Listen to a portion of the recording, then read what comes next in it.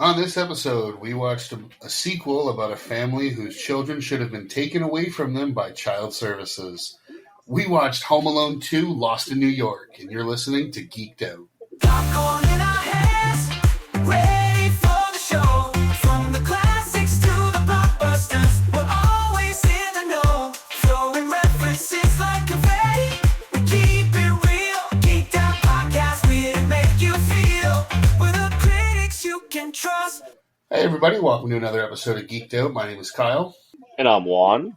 And as you heard in the intro, we are starting our holiday month, our Christmas month, with an absolute classic, in my opinion. Now, this was my choice, and I chose to do Home Alone 2 as opposed to the original. I will say that because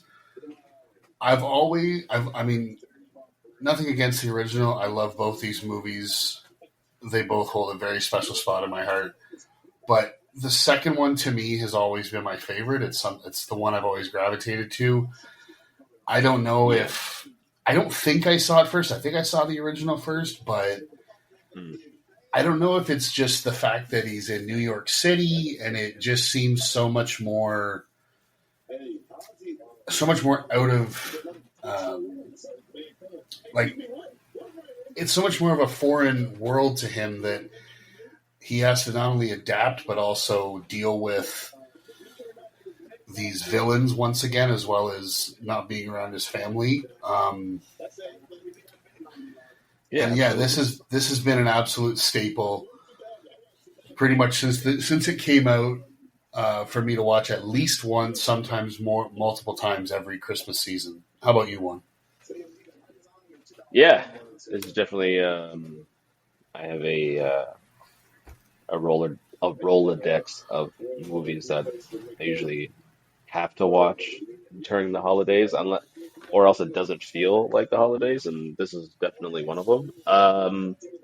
I definitely remember watching the second one before the first Home Alone, and that's probably why I like the second one more than the first one.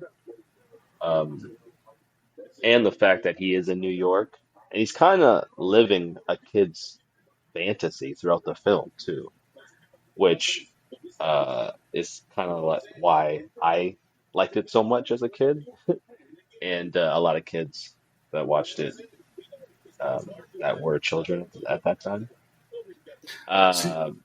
Especially with a lot of the things that he has on him, like the talk boy. That thing, I remember I wanted that so bad when I seen it. And I know a lot of kids did too. I had one of those. And you could tell that they marketed, like the reason why this is in the movie so they could, profit off the toy. Because they sold the toy from it, right? The actual talk boy. 100%. And I hadn't really thought of it that way. I think you're right. So in the first one, he's left home alone, but he's in his own house. So there's not, he knows everything that's there. He knows, I'm going to watch movies I shouldn't watch. I'm going to eat food I shouldn't. Now when he's in New York, everything's new.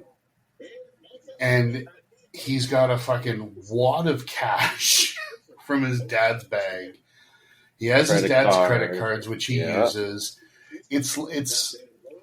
And I mean, obviously, everybody knows New York City has always been marketed as the Mecca of the modern world. And the movie literally is played out like the entire city is just Kevin's playground. And you're right, man. I think that's every little kid's dream and fantasy is to just go and be able to do whatever they want. And it is totally a fantasy, because watching him go throughout New York City within the span of time that he was in is a fantasy, because there's no way he could do all those things. At least when he first got there to New York, that motherfucker was going all over the city. He was on the damn Twin Towers. Shout out to the Twin Towers. Yeah, that was... every time I watched that for the past, 25 years. I'm surprised they didn't cut that out. I mean, they cut another particular part of this movie out, apparently, At least that's what the rumor is I heard. But why wouldn't they? I feel like So this would be something that they would cut out. so I did do some research. I'm going to see if I can try and find it live while I'm talking on the IMDb Fuck it, page. we'll do it live. That's right. That's exactly what I was thinking. Um, on the IMDb trivia page, it does say something about those scenes were edited out in the TV version, That makes sense. but they were. Anything involving that was cut out, Here it is. unfortunately. So it says when Kevin visits various New York City landmarks, he visits the World Trade Center, which this scene was removed from Mm. television broadcasts after '01 out of the respect for the victims of the 9/11 attacks. As of Christmas 2018, the scenes have been restored. Yeah, because I understand. I think that is wrong. If you want to respect the people that were involved, like the involved in that tragedy, the victims, you should have just kept that in. Because why would you want to forget? It seems like it's something like you're trying to forget when you do that. Yeah, But I understand if it was like the first year or two, like what they did to Spider-Man, that uh, yeah. For a couple of years, decision I could understand it, but to do it for what's that, 17 years? for a movie that came out, you know what I mean, in the 90s. Yeah, just keep it in. But I I mean, get it. I get it. I get it.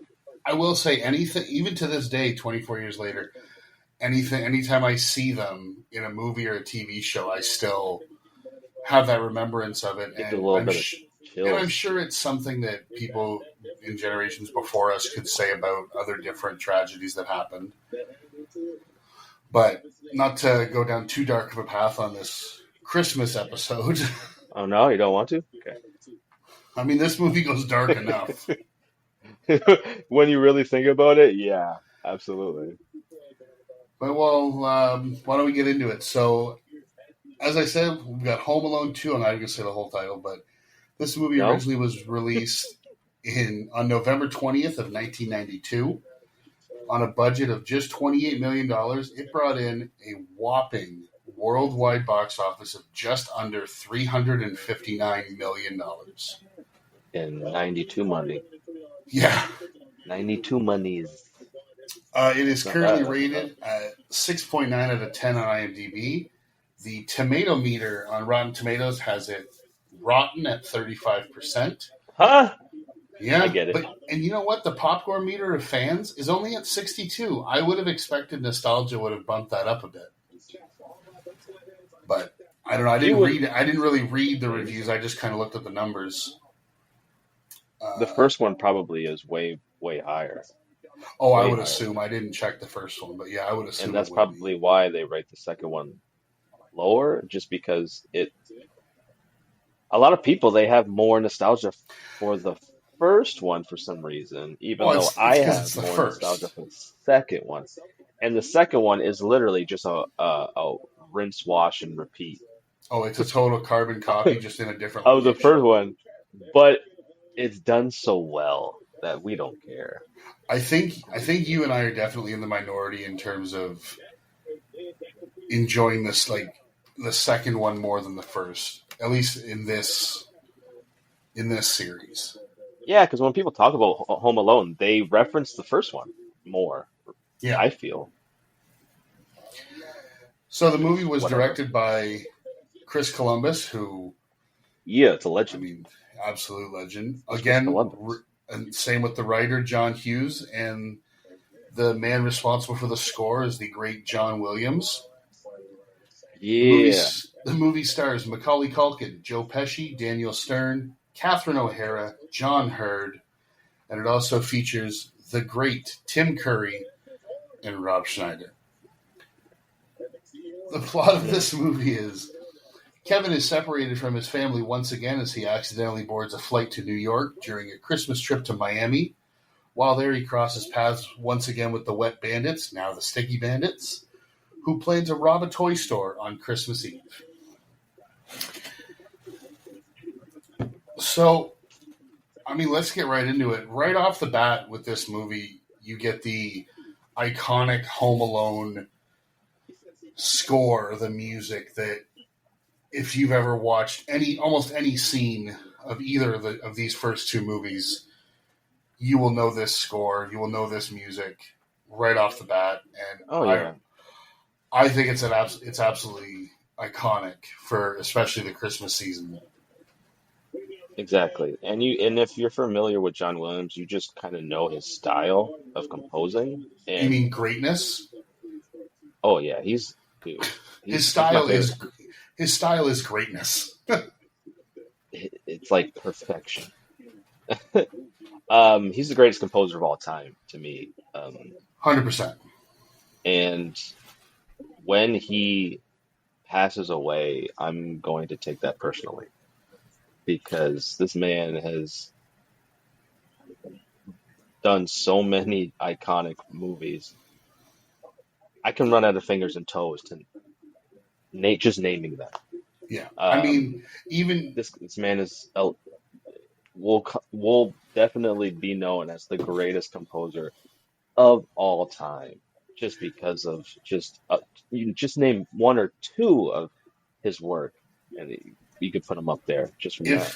if he's not listed in that way, there's a crime. I mean, like you've got Star Wars, Harry Potter, Jurassic Park, Close Jaws, Encounters, Jaws, like all of these iconic film scores that Indiana Jones, Jurassic Park. Did you say that already? yeah, yeah. But it just on and on and on and on.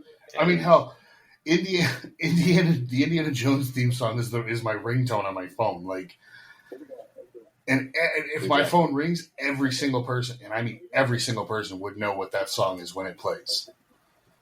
hmm And yeah, this score here just is another notch on his belt, man. And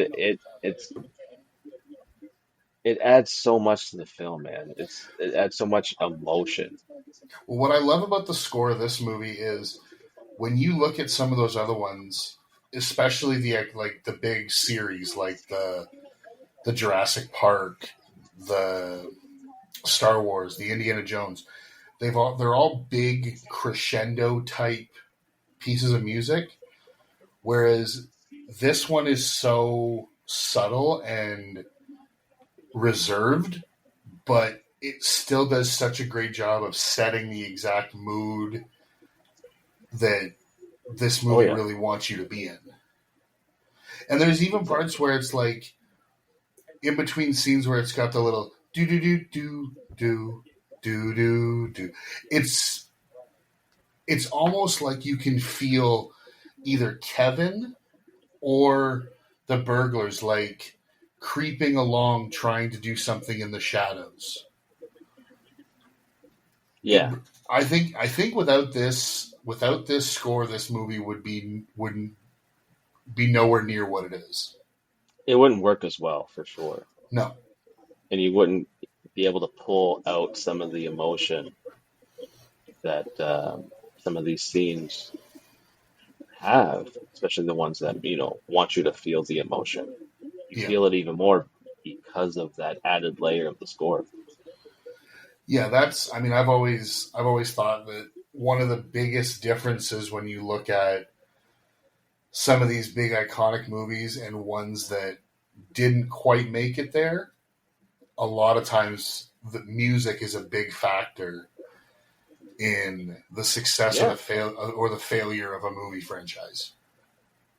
People don't realize the how much just the score can make you feel about a scene, and Yeah, how a scene can even the vibe a scene can give off just from the what's playing, the yeah. music.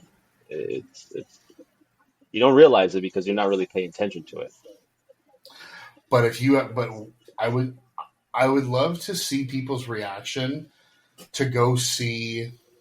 I mean, almost any movie in a theater with zero score, just no real music in the background, no setting of moods, no. I don't think there hasn't even the earliest of movies had the silent movies had freaking music playing. So it's hard to No, even but imagine a movie without any type of score or some type of music tone to dress the scene in.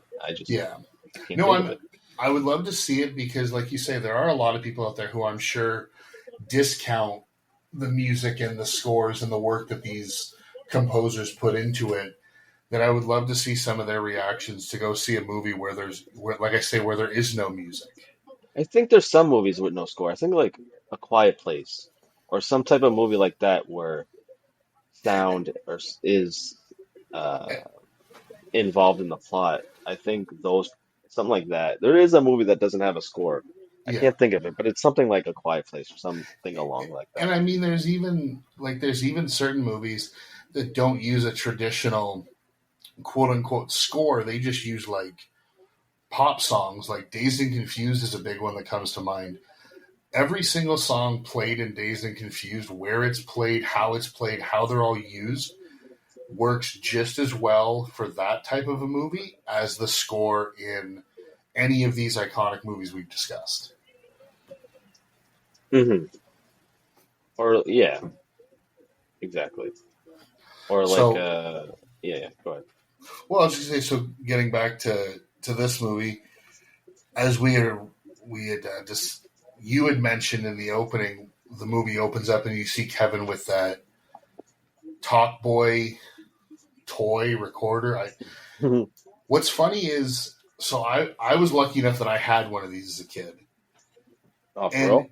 yeah, but when you really break it down, all it was a voice recorder and a cassette player. Like there was Exactly. nothing. Try to impress a kid now with that fucking thing. They'd laugh right in your goddamn face. Like, what the fuck is There was this? nothing special about it except it It had just the recorded and played the shit back. well, it had And the did yours like could you record and then slow down the yep, voice? yep. You can do Okay, whatever it that's does in pretty the cool. movie, but Okay. all it was a tape deck, and it had a thing on the back where you could slide your hand through to hold on to it, Yeah, and a little microphone that extended. That's literally all it was. And if you didn't want to record anything, you could put a cassette tape and just plug headphones in or play it on the speaker and just but listen to music. Like there was nothing to it when I look back on it, and yet I loved this thing. I used it all the time.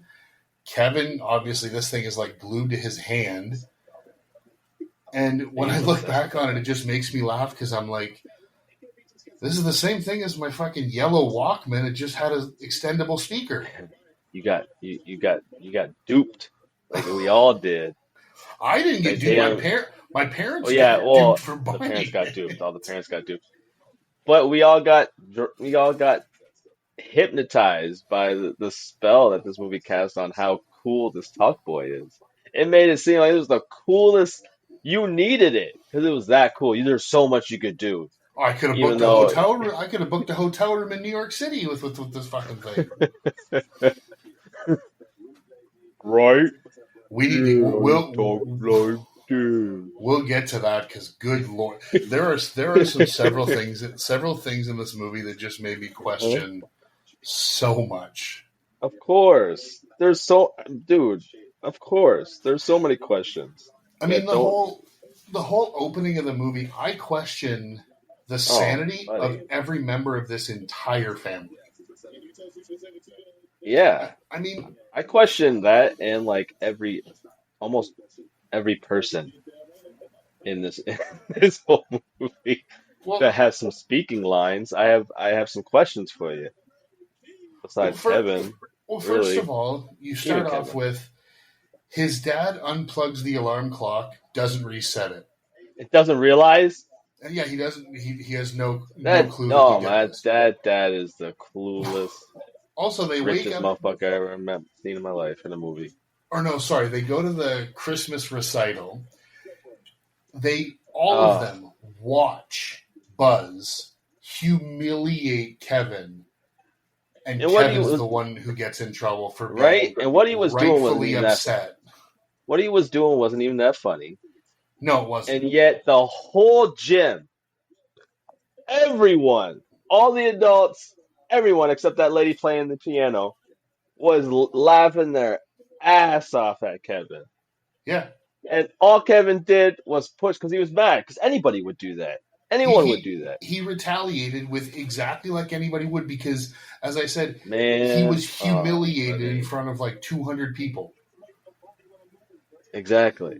And then And they then, all look at him like he's the asshole when he would have done what any person would have done in that situation. Bro, I'll just say it. Aside from like the mom and maybe the dad, I fucking hate Kevin's family, man. I fucking hate oh, them. they're I terrible. They're the fucking hate. worst. They're the worst.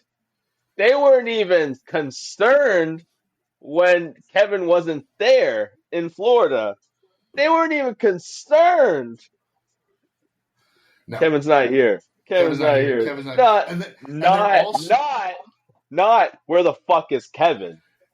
Just when they Kevin's do not here. that when they do that scene, they're all saying it as almost like they're rolling their eyes, like, "Oh, he's not here. Pass his bag along. Like, get it away from me. I'm waiting for my luggage." Like nobody cares. Right? Like your cousin and brother is not with you guys, and that's not an immediate concern because you're in a different uh, city, in a But different state, and you don't. Okay, okay, all you right, want to I see. talk worst member of this family, Oh, and that's hands down. Everybody knows who's the worst of this family. I give it to him because who the guy I don't have his name here. I'll see if I can look it up real quick. Uncle Frank. No, I meant the actor. Um, Oh, the acting wise. yeah, the guy who plays him. But yeah, it's clearly Uncle Frank. His name is Gary Bauman. Yeah, yeah. Uncle Frank is the worst He human being of all time. but him as an He's the, actor in this movie is fantastic because he plays the character so perfectly. he plays a piece of shit brother for sure. Well, I mean, Absolutely. he tells Kevin Mooch that ass motherfucker. we find out from Kevin that Uncle Frank told him, "Don't walk in. If you walk in on me in the shower, you're going to grow up not knowing what it's like to be a real man." You say that to a 10-year-old? Yeah, cause he don't give a fuck. He don't give a fuck. Uncle Frank don't give a shit. He don't care that he's mooching off his brother. So that's He this. don't give a damn. He's using up This all the hot water, singing and shit in the shower. He don't care. He don't care about nothing. so I will say, in the first movie, there's a wide misconception that it's Kevin's dad paying for the trip to Paris. It's not. I believe we discussed that when we did our top 5 Christmas movies. However, in this movie, it is Kevin's dad paying for 14 of them to go to Yeah. Florida. And you learn that when Uncle Frank says to Kevin, "You better not ruin my vacation. Your dad's paying good money for it." Yeah, and let's be honest, he did pay for the shit in the first one. No, his brother in he Paris did. man, he gave him the money. He as a story he came up with. We all know that His motherfucker brother paid who for lives it, in bro. Paris and has a brownstone in New York City? He has No a way. Paris. He has a brother in Paris, and he has a brother in New York. No, that's the same brother. Oh, this brother does not exist.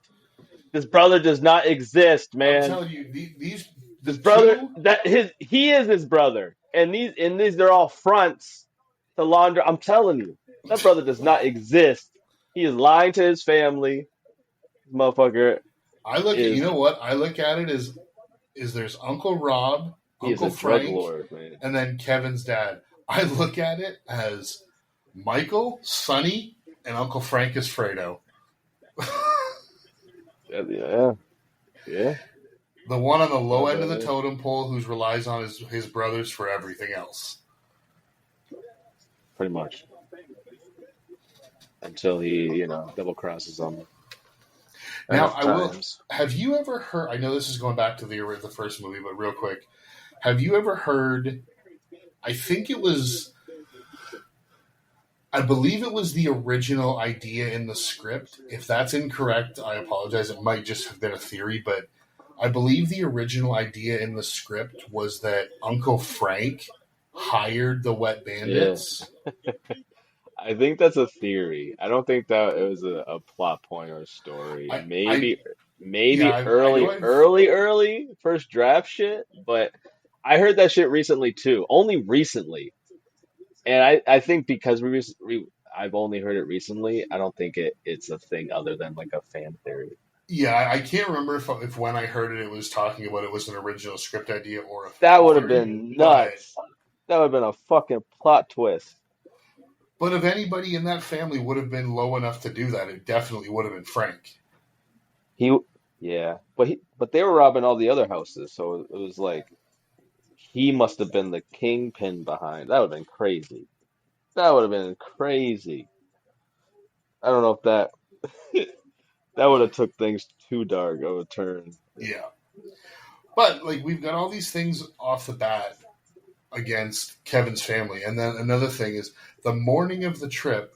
So only his dad unplugged his alarm clock. There are 12 other people in this house. Do none of them have alarm clocks?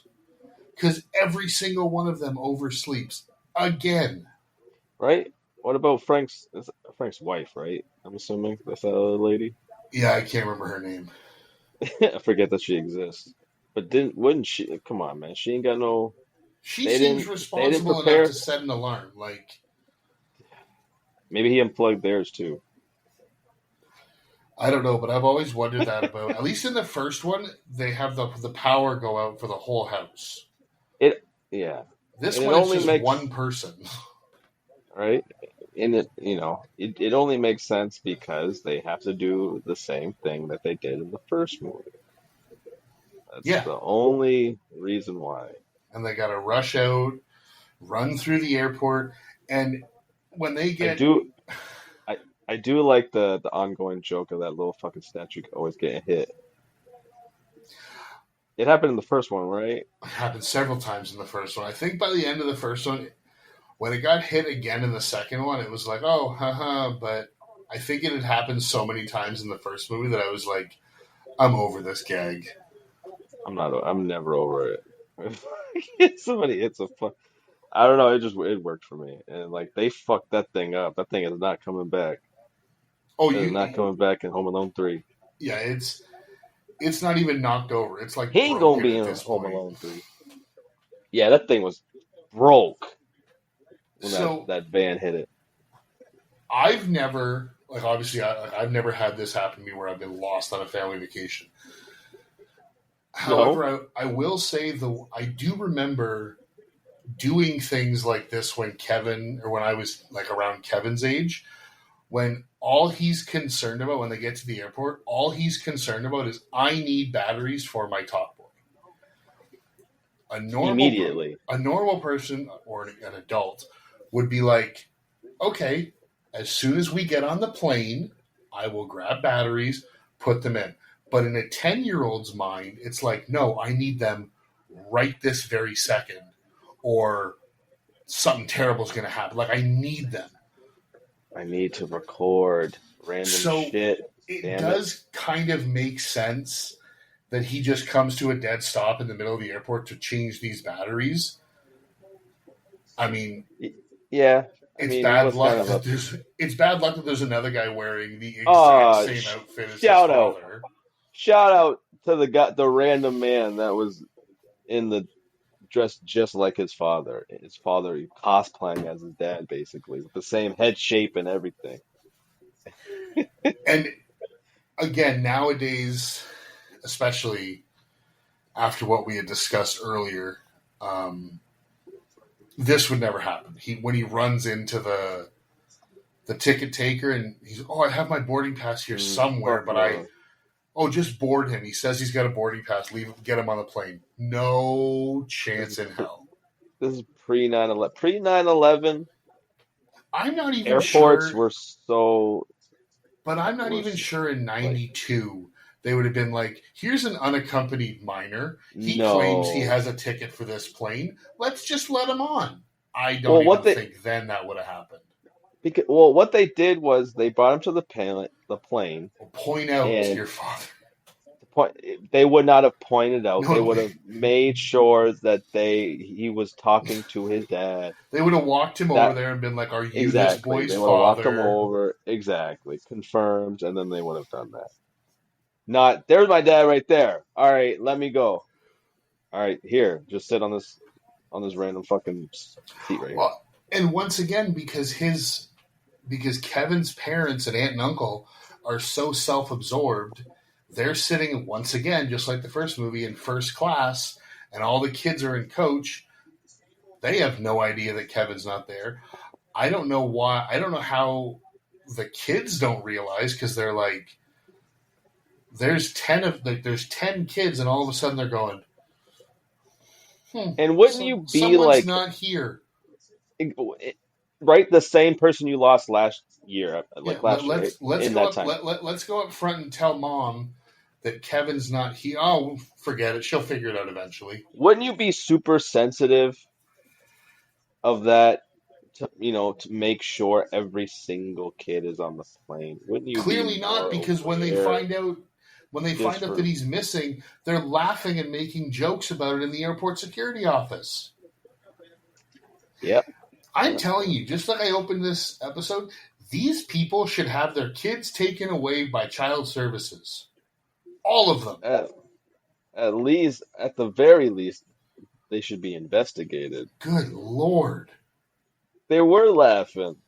They were talking about some lame ass. It's What become a the hell were they McAllister laughing at? travel tradition, but we never It was lose our laughing. luggage. And that cop, that Miami cop, was not He wasn't having not it. in on the joke. He's like, "What the fuck are y'all talking about? Why y'all laughing right now? Your son is missing." But yeah, they should definitely have protective services Did investigate that. you happen to note, like, watching this with a critical eye, I noticed so many things that were wrong with this movie and the way things were done in terms of the safety of the child. But did you Hmm. happen to notice who the cameo when he goes to ask the lady at the desk what city is out the window? I didn't know for sure because her hairstyle's all different and she's older. But yeah, no. That's Ali Sheedy, another John Hughes alum from The Breakfast Club, St. Elmo's Fire, stuff like that. Yeah. But so, number one, he goes up to her. Clearly, he's a child who looks like he has nobody with him.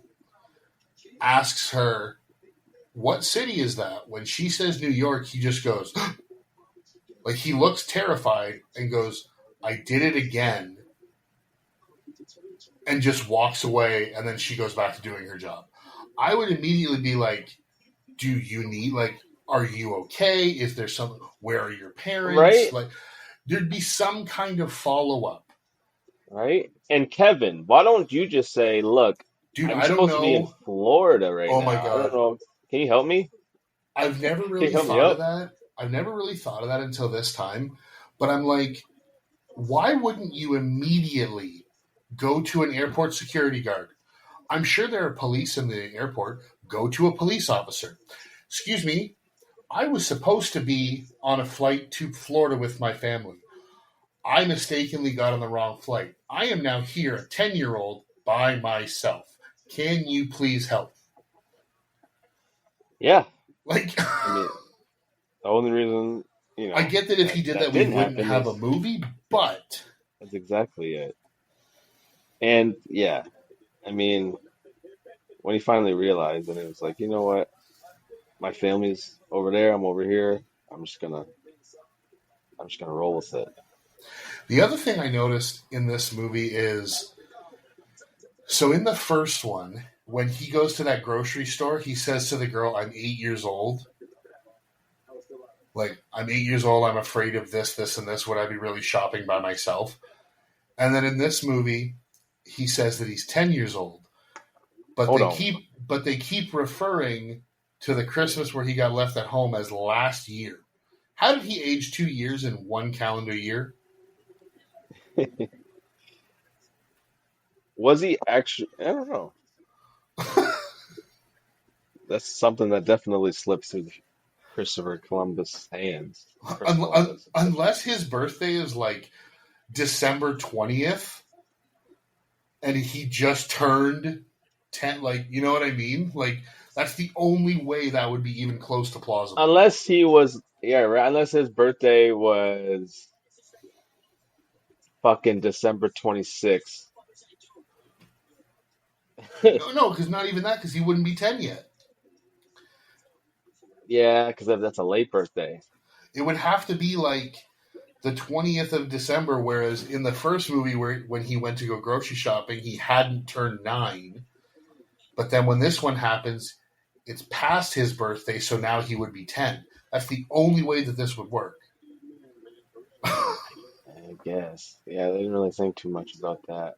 And I didn't. I mean, They didn't think people were gonna when we watched this, we call were. people out on that shit. This is a kids movie. We were little kids when we saw this. We weren't paying attention to that. We were just, And he has a ton of money in New York City, and he's going to buy toys and fireworks and. was Kevin actually, or Macaulay Culkin actually 8 when Home Alone came out? Because 2 years passed from the sequel, so maybe he was 8 and 10, and then he just accidentally said his actual age. No, he was 10 when the first one came out and 12 when this one came out. Okay, then that doesn't make sense. I don't know. Wait. But yeah, it's something that I never would have picked up on as a kid, and I don't know if I would have picked up on it if it was just a regular rewatch, because I don't think I've ever thought about it before. But doing it for the podcast, I went, well, that's a little bit of a mistake. A little bit. Little plot hole there, but you know, hey.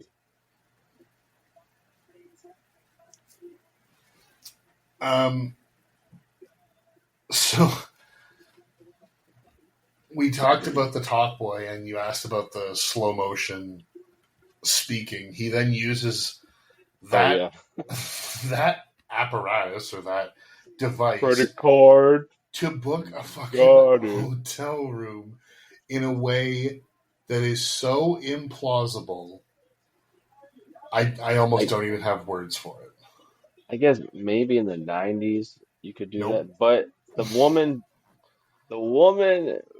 that it was It's that immediately you're thinking you know you wouldn't suspect something's going on when you hear a voice like that. Come on, man. If he had That's a perfectly normal voice. Talk like if he had a voice changer, I maybe could buy it. But it's the fact that he pre-records all of this as if he knows exactly what she's going to say. Also, when he makes this reservation, he doesn't give her a date. He doesn't tell her how long he's going to be staying. You need to do that for a hotel because they need to know how long that room is going to be occupied for. Yeah, but a kid doesn't know that, all right? That's my point. So he did what a kid would do, and it worked. And would any adult ever book a hotel room by saying, I want an extra large bed, a TV, and one of those little refrigerators you have to open with a key? No, they'd say, I want a room with a queen size bed, or I want a suite, or I want a view of Central Park, or like I know I'm being nitpicky with a kids movie, like that.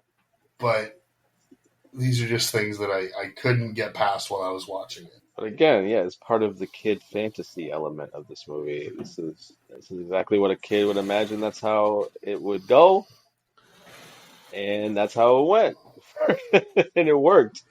It worked for Kevin. Yeah, because it wouldn't really work in real life, so it would only work in a kid's fantasy. And this is where in this Plaza hotel, we have. Did you get? Where did you watch this? I watched this on Disney Plus. Yeah, Disney Plus. Okay. Did you see the Donald Trump cameo? Yeah. Okay. I don't know why that's always made me laugh, but That's so stupid of a thing to cut out. I don't know why they've like sometimes they've cut it out for TV. It's not like it's a long scene. It literally takes three It's funny seconds. though. It's funny because he's taught he says his line and then Down the hall and he to the looks at left. Kevin. Looks at Kevin like he's like, oh shit, is that Macaulay Culkin? No, you Just know the what? way You the know way he what looks at him. Like, why are you looking at a little boy like that?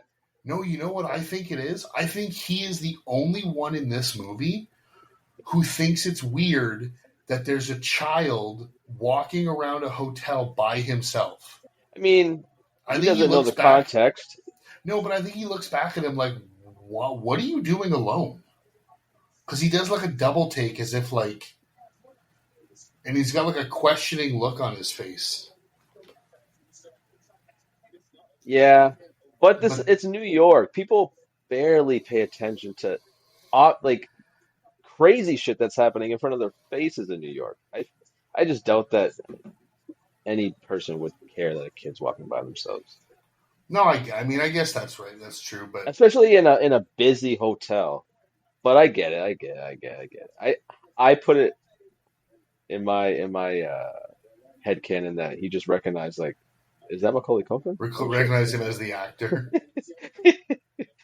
There's no way. But yeah, yeah, yeah. I I do like this check-in scene because you Oh get man. you get introduced to who is quite possibly my favorite part of the movie, and that's Tim Curry. Yes. And I didn't realize that it was on site with Tim Oh, Curry. As soon as he he notices this knows little something's up. motherfucker, immediately, I thought that was kind of strange. Like, all right, you immediately set your eyes on this guy, and there's no question that he's up to no good. But This how? motherfucker is up to no good. I mean, I feel like I don't know if I'd think he was up to no good, but I would think it's weird too. A kid checking into a room because also this would never happen. A hotel would never check in a child just on the word of his parent. Like, oh yeah, my dad said to give you the credit card and to check me in the room, and His story was I I would he's his story is kind of believable if you take into account like the how like the hotel that he's in is like prestige and like very expensive and the a lot of people that probably are guests there are high class and are owners and managers and stuff. So it's not completely out of the realm that something that would happen, especially with the story that Kevin created. I think that would be believable, but not highly unlikely that it would go down like that. No. yeah. But it is believable given the context. And I mean, obviously it goes off without a hitch for him. He gets in the room, and we get to see him watch the sequel of. Okay, The movie people thought that was a real movie. yeah, this one is Angels with Even Filthier Souls. Mm. And this gives us the iconic what has now been turned into a Christmas sweater. Merry Christmas, you filthy animal. Yeah. I I wonder if I wonder if people realize that iconic Christmas sweater that everybody wears, like we were saying that people have the nostalgia of the first movie. I wonder if the majority of people realize that line comes from the second one. Probably not. They probably just associate it with Home Alone and that particular dude, but they don't realize that he said it in the second one and not the first one, even though they're both featured in the first one. Same Yeah, character. but I have a question. What 10-year-old with unlimited resources is watching a black and white I don't know, man. noir Don't gangster know. movie from like the 40s? This motherfucker would have been watching Power Rangers, Ghostbusters, Ninja Turtles, eh, Street Sharks, Any like he would Biker have Mice from Mars, any of those ones. Not no damn gangster ass black and white movie. Maybe his dad liked it or something. That's why you know it. Like, how would you even know this movie exists? But you know what he probably would have been watching? It came out 2 years earlier. He probably would have been watching something like Joe Pesci starring in Goodfellas. I mean, He would not that would be have been watching hilarious a if black he and watched Joe white Pesci in the movie. noir gangster movie. Yeah, I always thought that was weird. It would have been cool if he was like watching something that correlated with his engineering booby trap skills Or even that's appropriate for his age, or like something that or was something made appropriate. in the I mean, past he watched The decade. Grinch. He did watch The Grinch at one point, so He that does. was He that was watches the Grinch in the limo, which he gets because Tim Curry breaks into the room. and that scene has like one of the best transitions of all time of any Christmas movie, anyways. Because you have the Grinch smiling in The his Grinch smile, oh yeah. smile, and then you got Tim Curry smiling with his very Grinch-like. Tim Curry's got an evil, cartoonish fucking face. Tim Curry, in my opinion, can do anything, and it's going to be fantastic. I love that guy. Fun fact about Tim Curry, the reason why Mark Hamill talks the way he talks or voices the Joker the way he voices the Joker is because Tim Curry was the first Joker. He was in the pilot. It was his voice. And he after the pilot, he for some reason he no longer continued. Mark Hamill took over and just based his voice off of Tim Curry's. Or the inflictions, anyway.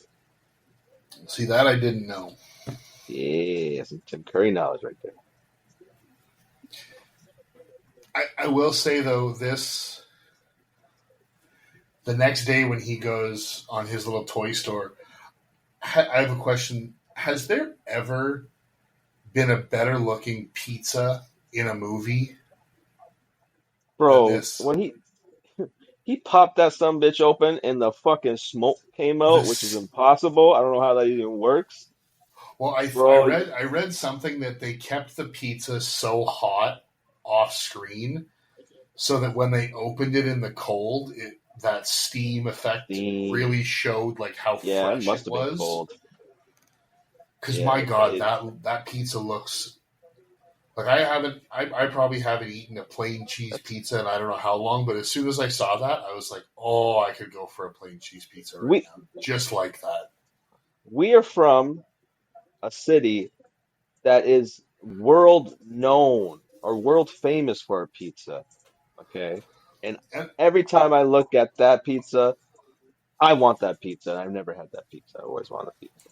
Every time I see that scene, I just my biggest fantasy as a kid is rolling down, New York in a limo, eating pizza, watching The Grinch, going to a toy store, man.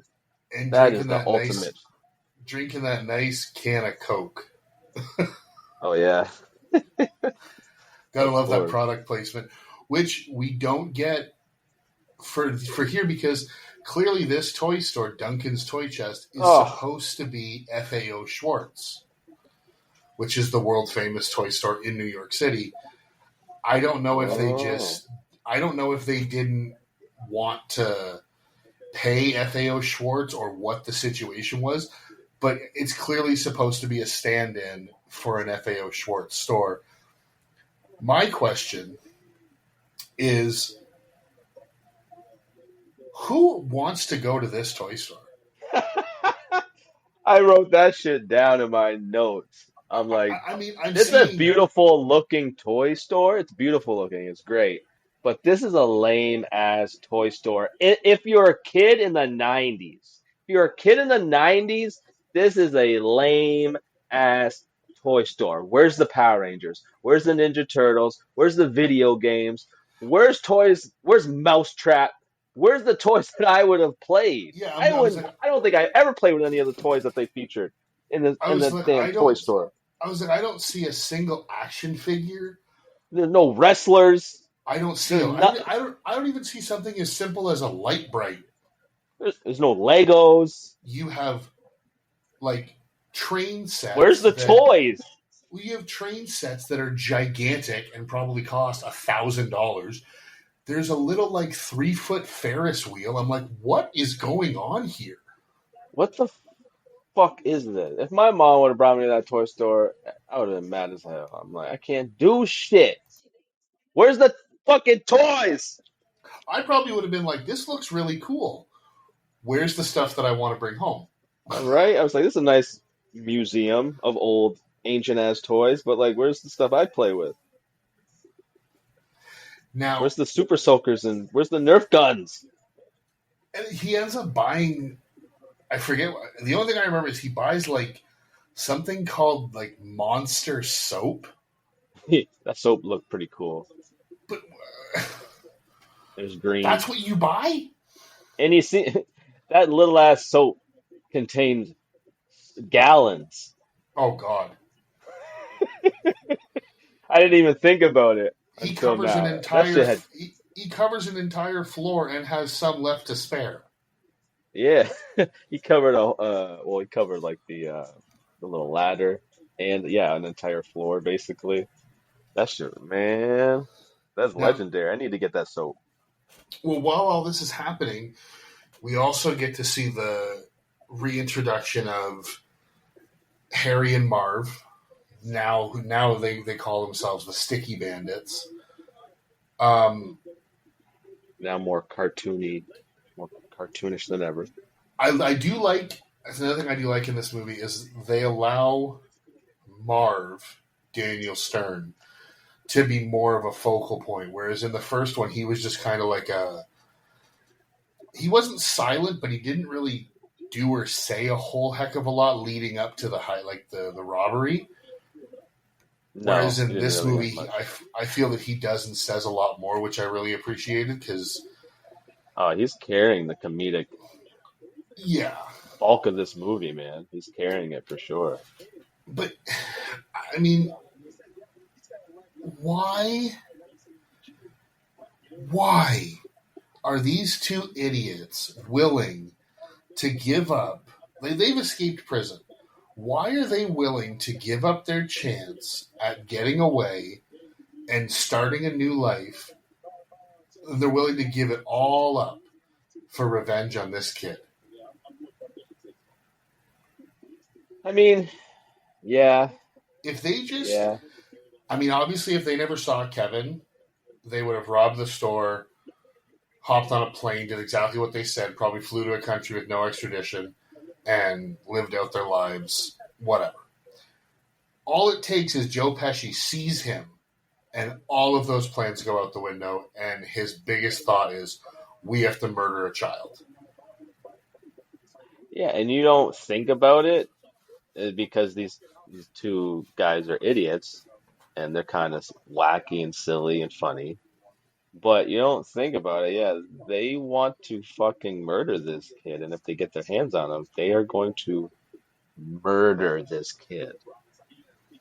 And yeah, um, that's just a crazy part of this movie that nobody really, you don't really even think about because it never happens. It's kind of like, Wile E. Coyote chasing the Roadrunner. You know exactly what's going to happen if he catches him, but you don't think about it because Wile E. Coyote's a fucking idiot. Yeah, and he But never catches the Roadrunner. yeah, But I don't know. yeah, he should have just, yeah, They should have just yeah. walked But again, away. exactly. It's one of those obvious things that it has to happen. It has to happen. But I get it though. This motherfucker humiliated you, put you in jail, scarred your fucking hand. But yeah, you should just let that shit go. Especially if you're on the run from escaping Exactly. prison, you should cut your losses and you set your priorities straight. And take care of that first. You know what I mean? I So get it. as much as I love this movie, and I mean, I know it sounds like we're kind of tearing it apart, but I still do and always will love this movie. I really didn't need any of these scenes with Pigeon Lady. Any of them? No, Really? because Even to like the me, scene where you're talking about, Pete, like broken heart and no, that was terrible. all that. The dialogue was awful. I, They only had. I get it though because the first one had that old man, and he was like the emotional anchor besides the mom, and they needed a scary figure but that Kevin eventually trusts and bows wisdom upon this adult, and the adult does the same as Kevin and vows knowledge, and they but both learn lessons off each other. I but guess that it's the same thing as the first one. They just needed another person. I just found that this really really dragged on a lot more than the first one in terms of these scenes. And I understand that she's Yeah, kind of like the emotional doesn't heart hit. of the movie, but you can have Kevin have that emotional moment without ever seeing or meeting her. Because all it has to do is he has these moments where he truly feels alone and isolated. Excuse me. Yeah, And, it and it, it he wasn't just necessary. keeps, it's when he just has those little silent moments and he's kind of just looking down at his feet and he's like, Mom, I miss you. I want to come home. Like, you get all of that emotion without ever needing to meet. Now, I mean, this character is played by Brenda Fricker, who's an Academy Award winner. Hmm. So, I mean, this movie has 3 Academy Award winners, and like just that's beside the point. But I don't know. I didn't feel like it was really needed. And another thing with this movie is like 2 hours. I think it's 15 minutes longer than the first one, and unlike any other time I watched this, I really felt the runtime watching it this time. Really? Yeah, I felt that some of it really kind of dragged, and I think a lot of it were the scenes with her. Yeah, the first Home Alone's a little bit tighter. Um, And she and yeah, it definitely drags in parts in the sequel in the this movie here. and I could what see that. she just lives in the top of Carnegie Hall, and Does no she live one. there? Is that where she sleeps and shit? Does I she don't sleep in the know. park? Why is she in the park and shit? I don't know, but why do they go to Carnegie Hall and then she's like, "Oh, I've seen all these amazing. I've seen Frank Sinatra and um, I think she says like Liberace or something like that, or Pavarotti, and I've seen all these amazing musical acts and blah blah blah blah blah." And then I'm like, "You were just living in the top part of Carnegie Hall, and the part where he's looking out of is where they have like the stage spotlights. So clearly, Hmm. someone would have to be up there controlling those during a show, and they're just sitting there having a heart to heart conversation about broken hearts and rollerblades that no longer fit. Yeah, yeah. I just think it was a little overused. Uh, I wanted to get, I just wanted to get to the fucking bricks hitting Marv in the face. Because I mean, let's be yeah, honest. That's what everybody comes to these movies for is the crazy traps and injuries and to laugh at these bumbling idiots as they get beaten by a child. yeah. They try to recreate the first one so much that some of the things that they did, they didn't need at all, and it definitely weighed it down. And yeah, that it's mostly that pigeon lady. Totally could have cut her out, and it would have made them. I wouldn't say it made the movie better, but it would have made the movie would have felt tighter. Yeah. Now, when you do get so he uses his uncle's brownstone, which is under renovation, as his home base uh, for his house of goodies, as they call it, I believe. The perfect Again, setup for jigsaw traps. but again, it's completely ridiculous. Just like the first one, it shows him going to that house at like 9 or 8 o'clock. He's got an entire map drawn out, Yeah.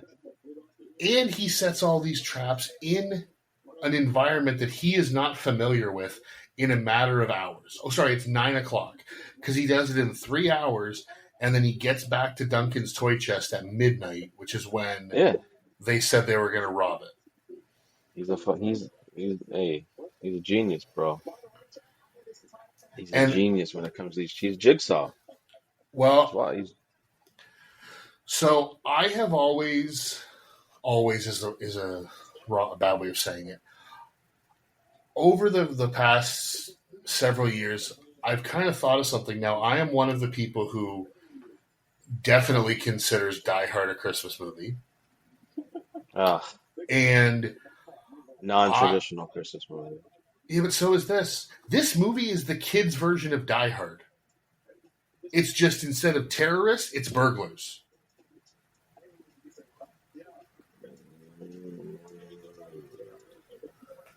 Yeah. And just like Die Hard, It's more of a non-traditional than a traditional one. and just like Die Hard, this movie has nothing to do with Christmas except for the fact that it takes place at Christmas. Exactly. How I put it, if you take the movie and you take Christmas out of it, does the movie still make sense? And you can do that with this one. You can't do that with like the Santa Claus, because if you take Exactly. Christmas out of it, then it doesn't make sense. And that's how I feel about most Christmas movies, and that's how I rate them as a non-traditional versus a traditional one. Yeah. And yeah, I never thought of it, to be honest, but yeah, it definitely is almost like a Die Hard in a way, Junior. Yeah, Die Hard Jr. right. sounds better than a kid's Die Hard. It's like Die Hard Junior slash Baby Saw Saw. Junior, yeah, Baby Saw, yeah, little Saw. There are jokes all over the internet that Kevin McAllister grows up to be Jigsaw, and you can see why. Yeah, I mean, just the bricks to the face. And I mean, to me, they're some of the funniest scenes in the movie, and it has nothing to do with the abuse that he takes. It's the way Daniel Stern plays it. just the way he reacts, It's the way he reacts, the way he says it, it's the the tone of his noises. voice, the It's noises, his physical performance, it's everything. it's the best It's movies fucking going. hilarious, and it starts with the brick throwing. Yeah, and it's the He best gets when Joe Pesci walks away. And he's just on the ground. He's going, Harry. Or when he's trying to warn him and he's just making sounds because Yeah. at this point he's been hit twice in the fucking brain, so he can't even make out words. So he just Well, I saw another thing it's just that was like, I think it was Entertainment Weekly or something, had a doctor look at this, and he was like, just from the bricks alone, best case severe brain trauma, worst case death. the first, yeah. It's a fucking brick, and you're throwing it from the top of a building. 3-story building. It's going to crush your skull. It's going to crush your bones. But this, Wherever like it you hits. said, this movie is a cartoon because even Joe Pesci Fuck yeah. blows up in a toilet, which wouldn't work that way, and I'll go into that in a second. But he comes out of it with just like soot on his face, like Bugs Bunny. And like, yeah, exactly. And his hat, the top of the cap Is burned. blown off. Yeah. Now, what's funny is I'd always heard this about kerosene, so I looked it up while I was kind of watching the movie. Kerosene doesn't ignite instantly like gasoline would. No. Like the liquid wouldn't. So I really don't think the toilet would explode like that. That being said, it's a really funny gag for the way they do it. It lit that house up. It Um, lit that house. Oh, that shit was crazy. I don't know if I like the traps better in this one or the first one. I do like the reactions to the traps in this one better. Like, I like the reactions are better. I One don't of really my can't one of compare my the traps favorite themselves. one of my favorite lines in the whole movie is when Daniel Stern opens the door and falls down, and when he ends up standing up and he just goes, "Wow, what a hole!" Yeah. Even before that, when he tries to open the door and he gets The fucking staple. Oh stapled, god, I've seen stapled in the Staples shoot fucking out of a ass and staple dick in the gun. You can face. feel that. Ah, yeah. If you ever got a splinter or something, you got stabbed with something, yeah, Oh. you definitely And then, of course, definitely there's the get chills on that one. everybody knows now the Marv getting electrocuted and turning into a Oh my skeleton. God. So Who I read a thing that even when before they that, sorry, even before that, when he slips on that gallon of soap and then goes sliding into the oh shelf holding the when paint he falls on him. He's got all this paint on him. He's wiping it off. He's that was his and then he Arnold goes, impression. oh yeah, I know, yeah. I don't even realize when I pull it out. But yeah, he does that, and then yeah, that leads to the getting electrocuted, which is brilliant. Whoever decision was to add the skeleton should, It's dude, you should get paid residuals for the rest of your life it's for that honestly scene though it's alone, man. what That makes is it so fucking good funny. is so many of these things when they go through these traps is Daniel Stern's high pitched scream. Yeah, And it's the and he same in the lets it first off. one when he has the tarantula on him and he lets out that scream. It's just, it Yeah, adds another level to it. Now, I did read that when they did the first take of Daniel Stern getting electrocuted, I read that Chris Columbus was laughing so hard when Daniel Stern was doing this. He didn't have the ability to yell cut because he was bent over laughing so hard. So Daniel Stern basically did the whole thing and then ended up on the ground just like twitching and almost like waiting to hear Chris Columbus say cut, and he never did because he couldn't breathe. damn. I wonder how long it took for him. I'm Fucking sure he like finally just stopped and looked over and was like, "Are we he gonna probably couldn't cut? scream anymore. Like, are we gonna Yeah. cut now?" Like, bro, I'm twitching on the floor right now. You definitely got it. He's like, I gotta go drink some hot water with lemon. I've been screaming for 5 minutes All right. That's probably why they added the freaking. That's funny, man. And like the skeleton, man. It was just the skeleton. with the And jaw then, open and the scream still oh my coming out. God, it's so funny, man. That's so funny to me. And then after you cut to after that when he's walking around, and then the effects of being shocked still, it still affect him obviously. And And again, he's like, he just the says way he Harry, says Harry. Oh Harry. my, he's like he could barely get it out. It was so funny. I think honestly, I I can recall because I can't remember any time before this, but I think that scene is the first time I ever laughed so hard that I was cried. I think that is the first scene where It something was so very funny well to me might that be I for me that too. I was crying. I Now, can't remember a movie a scene or a moment before that happened. now I'm going to bring something up real quick for anybody listening. If you like Daniel Stern in this movie, if you have not seen the movie Bushwhacked, I recommend you immediately go and watch it, and you will be pleasantly treated with his performance in that movie. Yeah, I don't. Yeah, I'm one of those people that haven't seen it. Dude, I believe it's still on Disney Plus. You've got to watch it. It is so good. All right, I'll go watch it. All right, see you guys. Yeah. Funny.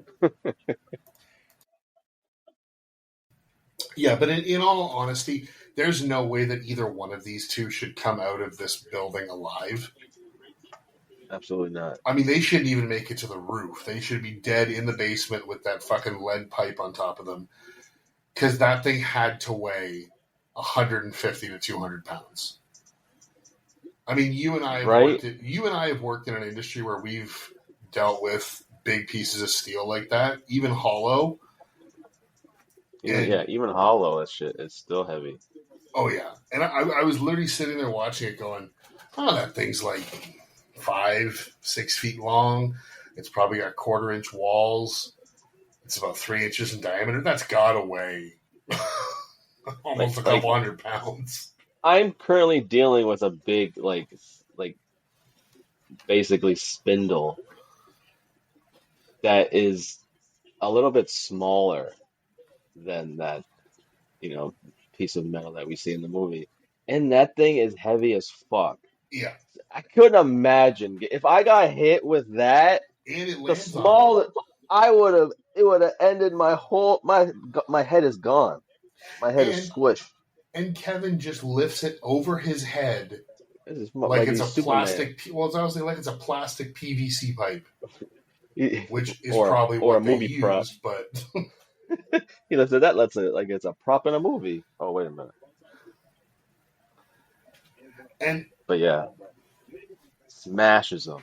They go oh yeah, flying. and of course during all of this, you see, because obviously we didn't even get. I mean, we completely passed over the part where Tim Curry confronts Kevin about the stolen credit card. Mm. But so that scene is where they go into the hotel, and he once again uses the movie just like he did in the first one, and But if they basically, knew that if they knew the card was stolen, why wouldn't they like cancel his room or no, you know what you do is you call the police, wait till he enters the building, and then just have the police calmly go over and talk to him. You don't wait outside and yank the card out of his pocket and basically threaten the kid. Like, you're terrifying him. I mean terrorizing children isn't anything new to Tim Curry. No, that's So what he's good at. yeah, that's what he's known for, really. I mean, one of his most iconic characters, anyways. Yeah, there was definitely a better way that he could have approached that. Yeah, there's, professionally, for one, is Yeah, a way he could have approached it. He but definitely is getting fired. He's well, so, definitely getting fired at the end of the movie. well, the reason I get to that is because, so like I said, Kevin uses the movie and basically makes them think that there's an old man in the room and has a gun and scares the whole hotel staff. And then, so Kevin obviously flees, and that's where he's caught by the sticky bandits. But then you see his family in the hotel because they found out, oh, hey, your stolen card was saw to be used to book a room at the Plaza Hotel. And they're there, and they're going, well, where is he? What happened? And his rightfully so, his parents are like, you guys, like, obviously the fault lies with his parents, but at the same time, the people at the hotel handled the situation very, very poorly. Yeah. But I do love the line where they're trying to explain to them, like, oh, this is how it happened to this. And they're like, who checks in a 10-year-old to a hotel room? What kind of idiots do you have working here? And the woman goes, the finest in New York, with the biggest smile on her face, like she doesn't realize it's an insult. Mm-hmm. And then, they once again, Kate, who's Catherine O'Hara's character, says, I'm going to go out and find him. Like, I get that. Like, being a parent, if one of my kids was lost, I would stop at nothing to find them and bring them home. So I completely understand what's going through her head in this moment. And So yeah, I guess the rest of the family just goes up to the hotel room because they don't give a shit about Kevin. At all. They don't. And she goes out to look for him, and in the meantime, he's going through this with the sticky bandits, and he has a plan that after he does all this, he's going to lure them into Central Park, and just like the first one, like you said, it's a carbon copy. He makes the phone call to the police, and he says, "Oh, I've got the guys who robbed the toy store in the park. Look for fireworks." But he runs into a nice big sheet of ice and gets probably a concussion when he falls backwards. But they catch up to him. They catch up to him, and their plan is exactly what we said earlier. They're going to bring him into the park, and they're going to kill him. Because Joe Pesci has his now gun covered in Varsol and paint thinners and all this other kind of chemicals and goop. I don't know why. I don't know where the goop comes from. I never could figure that out because everything that gets dropped on them is liquid. Oh, the green goop. I think it was the soap. It looked brown. It almost looked like oil. Oh, because I know the green goop was that fell on his face when he fell on the ladder. I don't know.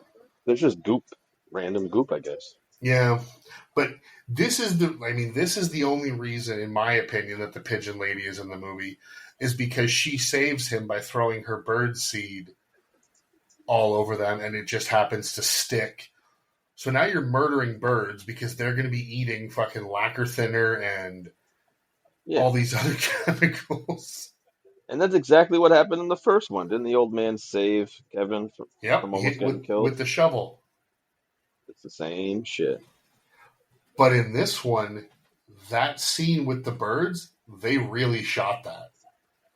Those are real birds, and during the film, like it, yeah. And during the filming, Daniel Stern said a bird actually flew into his mouth, and it was disgusting. And for me, who has a strong... Why was his mouth open?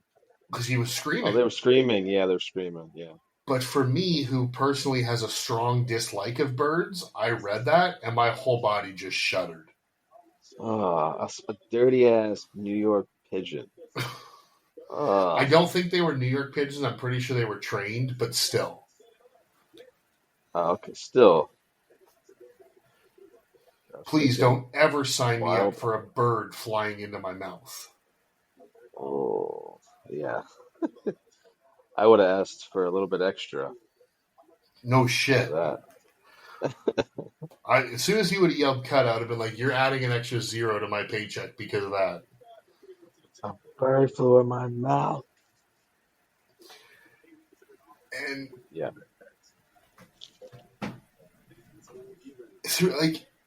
And then so obviously because of this, Kevin is able to get away. The police come.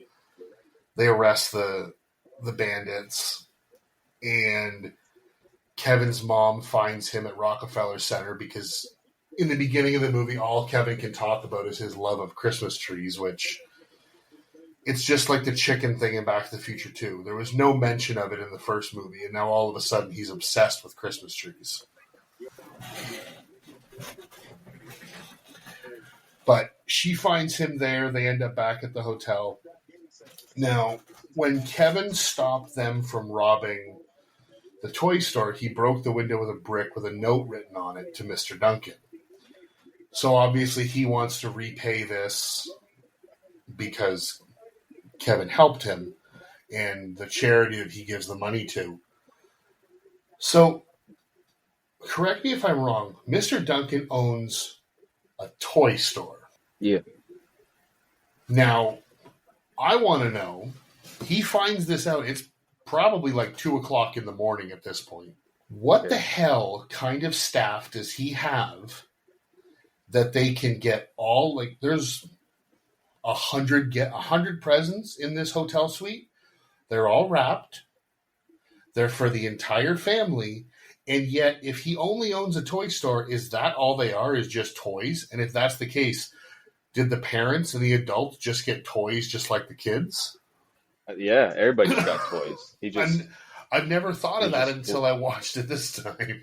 I'm gonna assume everybody just got toys. You just wanted to flex and shower all these people with But as many I'm like, train sets as possible.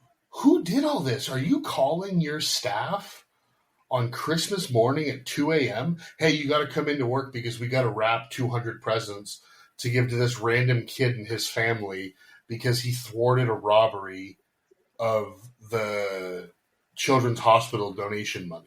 Right? I mean, do you just unless you just give present it's already wrapped to as well as money and you just I don't know, but had extras or something? I don't know. That was just it yeah, it unless cannot be Mr. explained. Duncan, unless Mr. Duncan is actually Santa, and elves did that. I mean, when Kevin did look back, he did disappear. So hey, it could have been some spirit of Christmas Yeah, Santa type shit. I don't know what it I was, don't but know. again, I've never realized that until this watch, and I was like, who did all this? So much too. Oh my God, there's I could understand if he like invited them to the tour and you know he said he could pick out you anything each you have want so type much shit, money to spend or something like whatever. that. But to wake up And to good all those God, presents, they're in that's insane. a two-story hotel suite that they've Yeah, just been given by the Plaza Hotel because they they accused Kevin of stealing I don't know, like they're just given this massive fucking room. it's I don't big as know. hell. And so what ends the movie is obviously they're all opening the gifts and Kevin does his last little again he has to have the closure with the old wise person in the movie. So he goes out to meet with her one last time and wish her a Merry Christmas, and he gives her the turtle dove that he got from the toy store earlier. And again, we get in the first movie, you get Buzz yelling, "Kevin, what did you do to my room?" And in this one, he gets the room service bill, and you just hear his dad. Hell yeah. He hears it from the hotel. Obviously, but he hears it from outside of the hotel in the park. His dad just yelling, Yep. "You spent $967 on room service," and he was there what 2 nights? I mean, he had a fucking personal ice cream handler that was just feeding him ice cream. That shit probably alone probably cost $400, four or five Yeah. hundred dollars. Now That was insane. I looked up what the inflation rate. What do you think $967.92 would be worth today? What would that bill be if this was 2500. 2025?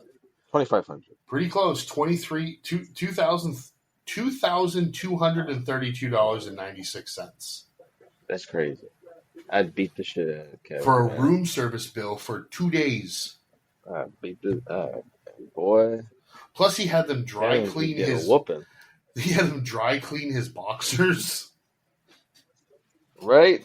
And those, yeah, for some reason.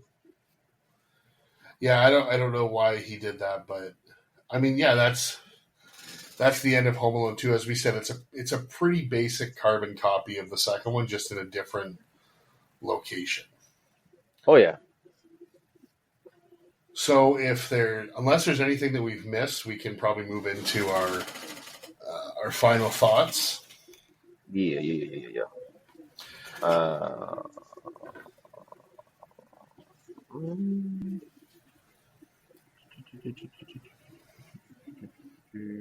oh,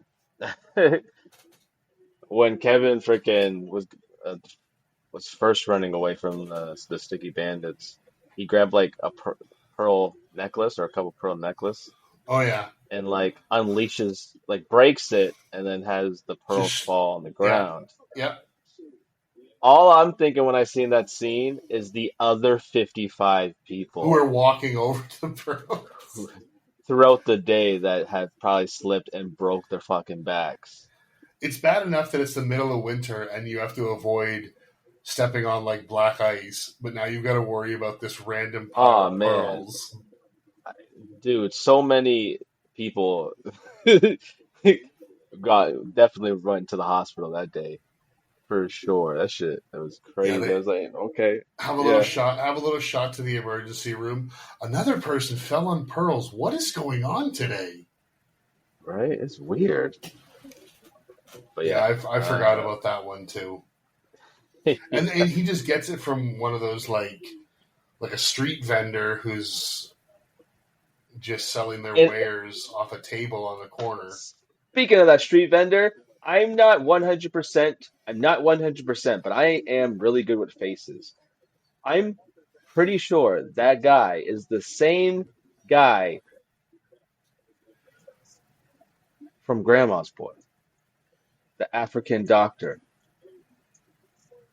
No I'm not way. 100. I'm not 100%, but that they look very, very similar. And You I'm really think good I with didn't? faces. I'm gonna have to double check. I'm gonna have to double check because if it is, that is wild. I could be wrong though. I'm most likely wrong, but it looked like him. It looked like him. I didn't And then think that. I mean, no, but I'm crazy with faces. And I notice stuff like that all the time. So I wouldn't doubt it, but oh my God, you're right. I'm pretty good at those Abduwale things.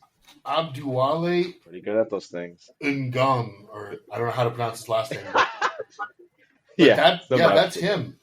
He plays Yeah. he plays the bead vendor, and he plays Doctor Shockaloo in Grandma's Boy. Oh Because my I was like, God! hold on. I was like, I know that guy. Wait a minute. But yeah, no. And yeah. And I Wow, also wanted to, good pull. yeah. And that freaking the snack bar in the hotel room with the cookies and shit.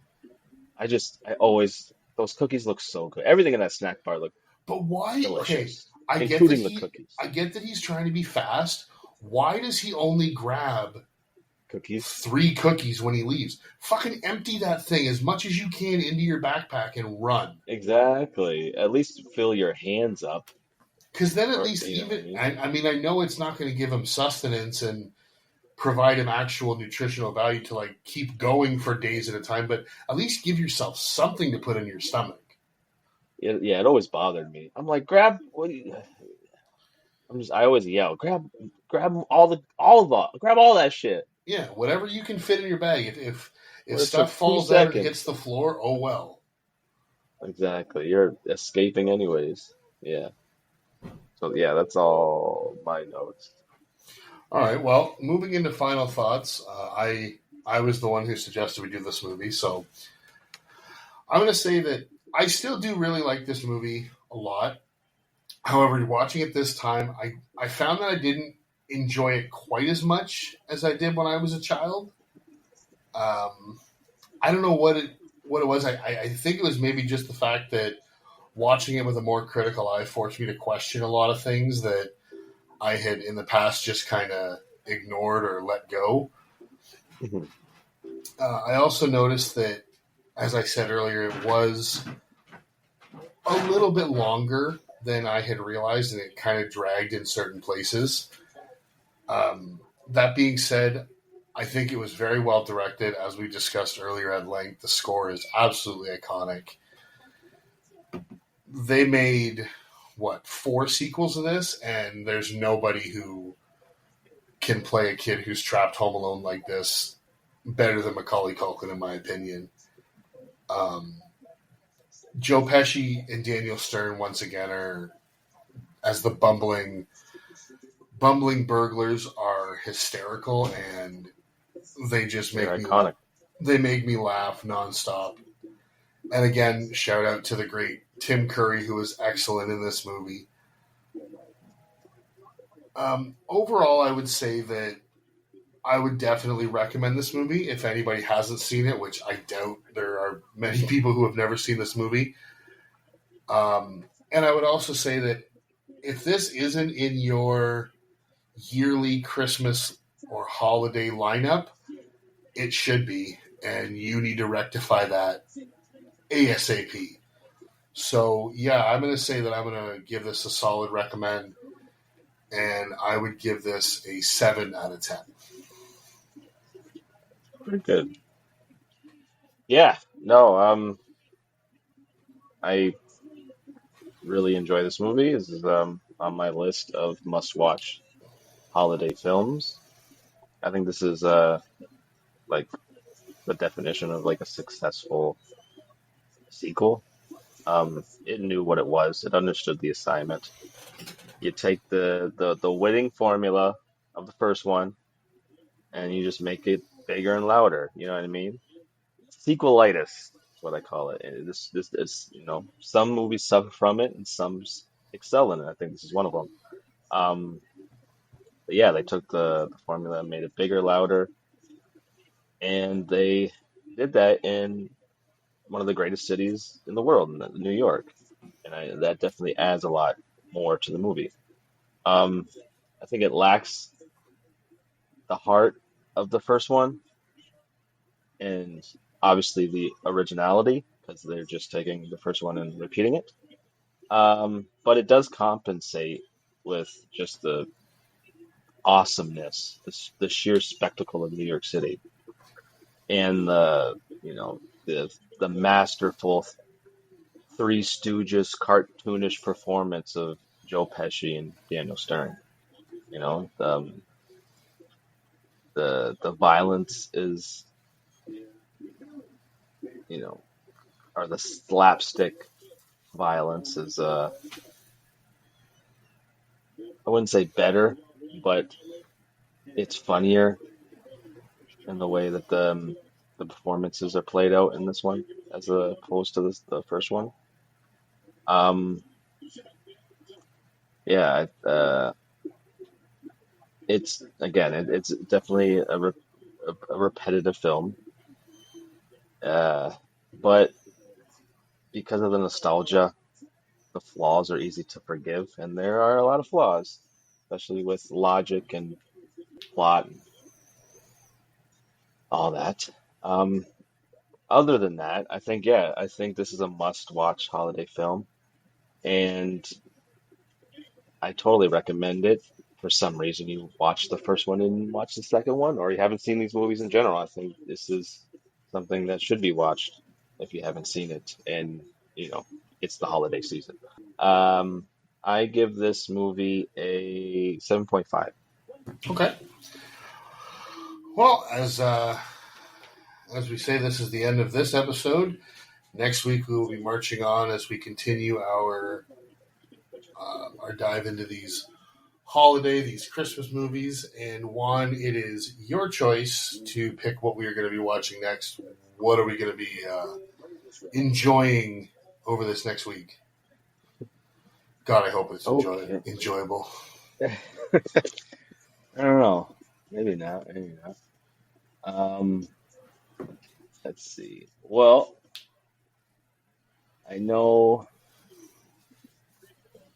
last year we did a Christmas theme, and one of my picks was Scrooged, which was Ugh. a different take on a classic, a Christmas Carol. So why not, just for traditional sake, I'm gonna go with another retelling in a unique way Go of on. the classic Christmas Carol.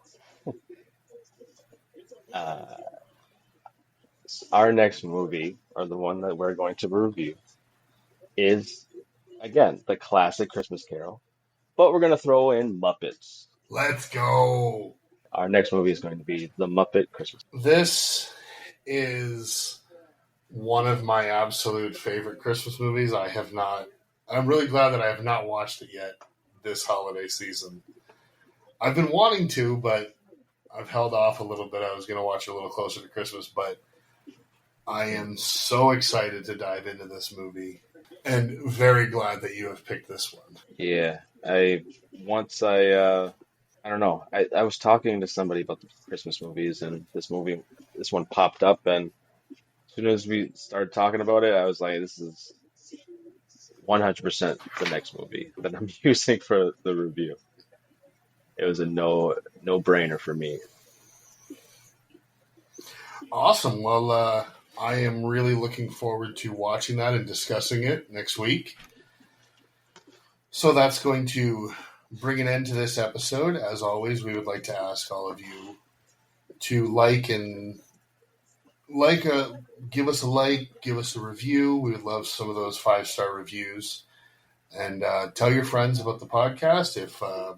If you guys are hearing something that you like, we'd really appreciate it if you would maybe tell some people about it and get our names out there and kind of spread it around. And as always, give us a follow on our social media pages, which will, as always, be posted in the show notes.